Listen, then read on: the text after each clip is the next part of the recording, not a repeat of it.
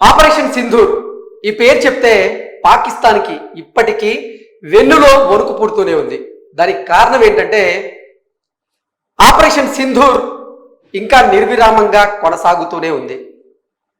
దాంట్లో భాగంగానే ఈరోజు ఆర్మీ ఎయిర్ డిఫెన్స్ డీజీ కొన్ని వ్యాఖ్యలు చేయడం జరిగింది. ఆ వ్యాఖ్యలు ఏంటయ్యా అంటే, పూర్తి స్థాయిలో భారత్ కనుక పాకిస్తాన్ మీద దాడి చేస్తే పాకిస్తాన్కి చెందిన సైన్యం కలుగలో ఎలుకల్లా దాక్కోవాల్సిందే, పాకిస్తాన్ సైన్యం పారిపోక తప్పదు అంటూ ఎయిర్ డిఫెన్స్ డీజీ ఆయన ఈరోజు చేసినటువంటి వ్యాఖ్యలు ఏవైతే ఉన్నాయో అవి తీవ్ర చర్చనీయాంశంగా అయితే మారాయి. అసలు ఎయిర్ డిఫెన్స్ డీజీ ఏమన్నారు, ఏ సందర్భంలో ఆయన అటువంటి వ్యాఖ్యలు చేశారనేది ఒకసారి మనం పూర్తి స్థాయిలో విశ్లేషణ చేసుకునేటువంటి ప్రయత్నం అయితే చేద్దాం. భారత్ దాడి చేస్తే పాక్ కలుగులో దాక్కోవాల్సిందే, air defence DG. Operation Sindoor కు ప్రతిగా పాకిస్తాన్ పాల్పడినటువంటి దుస్సాహసాన్ని భారత్ గట్టిగానే తిప్పికొట్టింది. శత్రు దేశాల డ్రోన్లు క్షిపణులను కూల్చివేయడంతో పాటుగా వారి కీలక సైనిక స్థావరాలను ధ్వంసం చేసింది. అయితే భారత్ తలుచుకుంటే పాక్ మొత్తంపై దాడి చేసేటువంటి సామర్థ్యం మనకి ఉందన్నారు army air defence DG lieutenant general Sumer Ivan D'Cunha. మన ఎయిర్ డిఫెన్స్ డీజీ అయినటువంటి సుమేర్ ఇవాన్ డి కున్యా అతను మన దాయాది దేశం పాకిస్తాన్ గురించి ఆయన కొన్ని వ్యాఖ్యలు చేస్తూ, నిజంగా పూర్తి స్థాయిలో గనక భారత్ పాకిస్తాన్ మీద దాడి చేస్తే పాకిస్తాన్ సైన్యం కలుగులో దాక్కోవాల్సిందే అంటూ ఆయన చెప్పారు.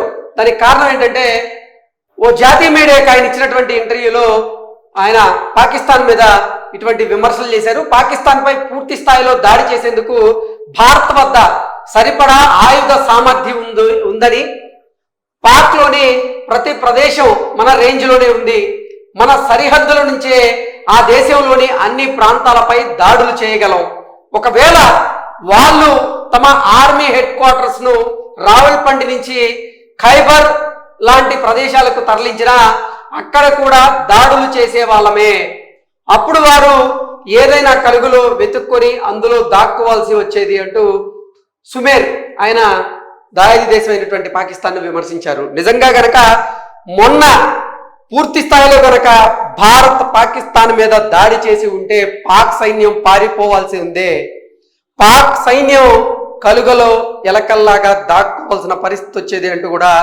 ఆయన తెలియజేస్తూ ఉన్నారు. నిజంగా చెప్పాలంటే ఏప్రిల్ 22వ తేదీన జమ్మూ కాశ్మీర్లోని పెహల్గాం బైసరన్ వ్యాలీలో ముష్కర్లు నరమేధం సృష్టించారు. ఆ నరమేధంలో అభంశుభం తెలియనటువంటి 26 మంది అమాయకులు అసూలు బాశారు. వారి మృతదేహాలను చూసిన తర్వాత, ఆ ఉగ్రదాడిని చూసిన తరువాత యావత్ భారత జాతి మొత్తం కూడా రగిలిపోయింది. దాన్ని భారత ప్రభుత్వం చాలా సీరియస్గా తీసుకుంది ఆ ఉగ్రదాడిని. ఆ తర్వాత భారత సైన్యం ఆపరేషన్ సింధూర్ పేరిట పాకిస్తాన్లో ఉన్నటువంటి ఈ ఉగ్రవాద స్థావరాల మీద, అలాగే పీఓకేలో ఉన్నటువంటి ఉగ్రవాద స్థావరాల మీద మెరుపు దాడి చేసింది. ఆ మెరుపు దాడిలో దాదాపు 100 నుంచి 150 మంది ముష్కర్లు హతమయ్యారు. జైషే మహమ్మద్, లష్కరే తోయిబా వంటి ఉగ్రవాద స్థావరాలనే లక్ష్యంగా చేసుకొని మన భారత సైన్యం మెరుపు దాడులు చేసినటువంటి నేపథ్యంలో ఆ ఆపరేషన్ సింధూర్కి ప్రతీకారం తీర్చుకోవాలని పాక్ కుయుక్తులు పన్నింది. అందులో భాగంగానే భారత భూభాగం మీద దాడి జరిపేటువంటి ప్రయత్నం చేసింది. అయితే ఆ దాడిని కూడా మన భారత సైన్యం చాకచక్యంగా తిప్పికొట్టగలిగింది. తిప్పికొట్టడమే కాకుండా పాకిస్తాన్ ప్రయోగించినటువంటి ఈ ఆత్మాహుతి డ్రోన్లను, పాకిస్తాన్ ప్రయోగించినటువంటి మిసైల్స్ను, పాకిస్తాన్ ప్రయోగించినటువంటి ఈ యుద్ధ విమానాలను చాకచక్యంగా తిప్పికొట్టడమే, నేలకొల్చడమే మన భారత సైన్యం విజయానికి గుర్తుగా నిలిచింది. అయితే దాన్ని మాత్రం పాకిస్తాన్ ఏదో భారత్తో యుద్ధంలో గెలిచినట్లుగా సంబరాలు చేసుకుంటూ ఉంది. ఈ నేపథ్యంలోనే ఆ రోజు నుంచి కూడా, అంటే ఇరు దేశాల మధ్య కాల్పుల విరమణ ఒప్పందం కుదిరినప్పటికీ పదే పదే పాకిస్తాన్ ఇండియా మీద మేము యుద్ధాన్ని గెలిచామంటూ చెప్పుకోవడం పట్ల కొంతమంది దాన్ని నినదిస్తూ, నిజంగా అసలు పాకిస్తాన్కి ఆ పరిస్థితే లేదు అంటూ మన ఆర్మీలో ఉండేటువంటి ప్రధానమైనటువంటి అధికారులు ఎవరైతే ఉన్నారో ఒక్కొక్కరుగా స్పందిస్తూ ఉన్నారు. అందులో భాగంగానే ఈయన సుమేర్ గారు స్పందించారు.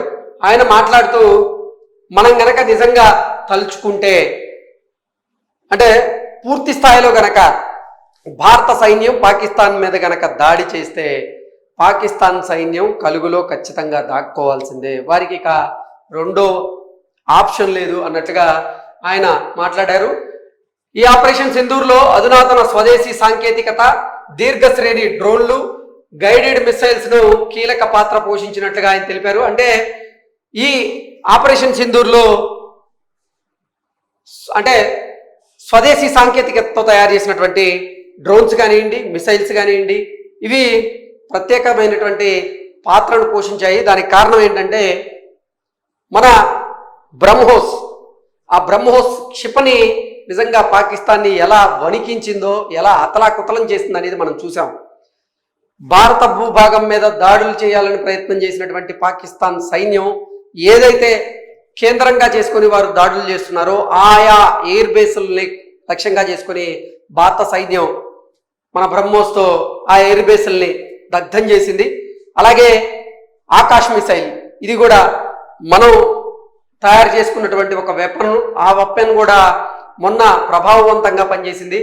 అలా ఆపరేషన్ సింధూర్లో ఏంటంటే అధునాతన స్వదేశీ సాంకేతికత కలిగినటువంటి దీర్ఘశ్రేణి డ్రోన్లు, గైడెడ్ మిసైల్స్ను మనం వాడడం జరిగింది. అవి కీలక పాత్ర పోషించినట్లుగా కూడా ఆయన తెలియజేశారు. మన సార్వభౌమత్వాన్ని రక్షించడమే సైన్యం కర్తవ్యం, సరిహద్దుల్లో చొరబాట్లను అడ్డుకోవడంతో పాటుగా ఎలాంటి ప్రాణ నష్టం జరగకుండా చూడడమే మా ప్రథమ ప్రాధాన్యం.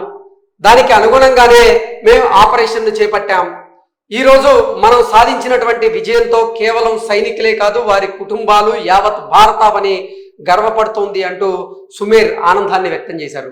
సో సుమేర్ గారు చెప్పిన దాని ప్రకారంగా చూసుకున్నట్లయితే నిజంగా గనక ఆపరేషన్ సింధూర్లో భాగంగా కేవలం భారత సైన్యం పాకిస్తాన్లో ఉన్నటువంటి ఉగ్రవాద స్థావరాల మీద మాత్రమే దాడి చేసింది. అలాగే పిఓకేలో ఉన్నటువంటి ఉగ్రవాద స్థావరాల మీద మాత్రమే దాడి చేసింది. ఆ తర్వాత ఆపరేషన్ సింధూర్కు ప్రతీకారం తీర్చుకునేందుకు పాక్ మన మీద దాడులు చేసిన నేపథ్యంలో ఆ దాడులను మనం తిప్పికొట్టేందుకు మనం స్వదేశానికి సంబంధించినటువంటి అధునాతన టెక్నాలజీతో రూపొందించినటువంటి కొన్ని మిసైల్స్ని వాడాము. ఆ మిసైల్స్ దెబ్బకే అసలు పాక్ బంబేలెత్తింది. ఇక పూర్తి స్థాయిలో గనక భారత్ అంటే మొన్న గనక దాడులకు పాల్పడి ఉంటే అసలు ఇక పాకిస్తాన్ సైన్యం పారిపోక తప్పదు అనేటువంటి వ్యాఖ్యలను అయితే ఆయన చేయడం జరిగింది. Thank you so much.